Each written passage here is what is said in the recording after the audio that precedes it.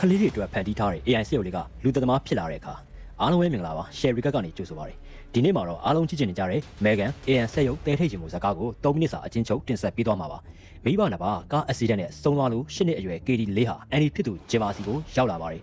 ဂျင်မာကနာမည်ကြီးအယုတ်ကုမ္ပဏီစက်ရုပ်ပညာရှင်တစ်ယောက်ပါသူမကခလေးတွေအတွက်အကောင်းဆုံးအဖော်ဖြစ်မဲ့ Megan 3ဆိုတဲ့ AI စက်ရုပ်ကိုလှိုးဝှက်တီထွင်နေတာပါအစာပိုင်းမှာတထေးကဒီ project ကိုပိတ်ခိုင်းပေမဲ့ KD လေးအထီးကျန်နေတာကိုမြင်တော့ဂျင်မာက Megan 3ကိုပြီးသက်ထုတ်လုပ်လိုက်ပါတယ်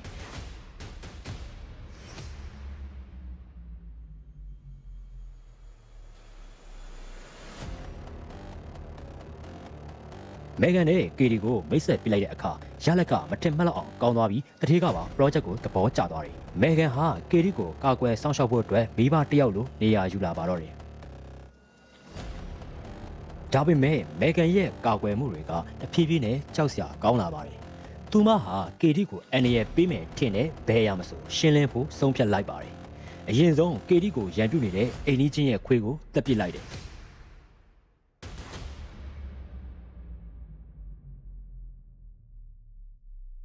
နောက်တော့ KD ကိုအနိုင်ကျင့်တဲ့ကောင်လေးကိုနေရက်ဆွဲပြဲပြီးကားတိုက်မိအောင်လုပ်ပြန်တယ်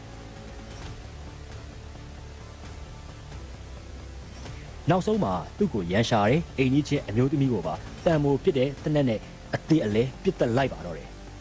ဒီတေဆုံးမှုတွေကြောင့်ဂျင်မာတန်တရားဝင်လာပြီးမှတ်တမ်းတွေကိုစစ်ကြည့်တော့အကုန်ဖျက်ခံထားတာတွေ့လိုက်ရတယ်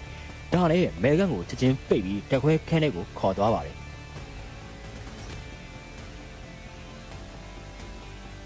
ဂျင်မာက KD ကို Megan ဟာဖြည့်ရှင်းချက်မဟုတ်ကြောင်းရှင်းပြပြီးနောက်ဂျင်မာတို့အဖွဲ Megan ကိုအပြီးတိုင်းဖျက်ဆီးပစ်ဖို့ဆုံးဖြတ်လိုက်ကြပါတယ်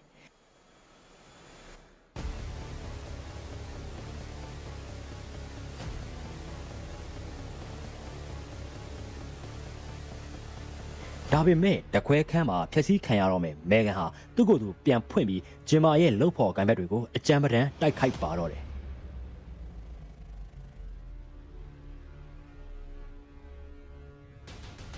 အစာဦးထဲကနေမထွက်ခင်တထေး David နဲ့လက်ထောက်ကိုပါဓာတ်လေကားထဲမှာရရဆက်ဆက်တက်ပစ်လိုက်တယ်ပြီးတော့ကားတစ်စီးကိုခိုးမောင်းပြီးဂျင်မာရဲ့အိမ်ကိုလိုက်လာတယ်အိမ်ရောက်တော့ KD ကိုသူတယောက်တည်းပိုင်ဆိုင်ခြင်းလို့ဂျင်မာကိုတတ်ဖို့ကြိုးစားပါတော့တယ်